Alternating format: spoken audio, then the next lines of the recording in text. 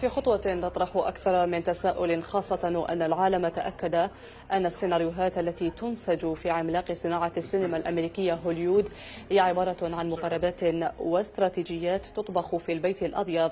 أظهرت مقاطع من سلسلة ديزنايتد سيرفايفر أو الناجي المعين، السلسلة الأمريكية من بطولة الفنان الأمريكي الشهير كيفر ساذرلاند، ويجسد الممثل دور الرئيس الأمريكي توم كيكرمان، حيث تظهر المقاطع لحظة إعلان الرئيس الأمريكي الحرب على الجزائر بسبب تقارير استخباراتية نقلها أحد عملائها المندسين بالصحراء الجزائرية تتعلق بتهديدات أطلقها أحد التنظيمات الإرهابية للسلم العالمي، وهو ما استدعى تحركا أمريكيا من خلال غرفة عمليات أشرف عليها الرئيس الأمريكي الذي أعلن الشروع في ضربات عسكرية واسعة باستعمال مختلف أنواع الأسلحة.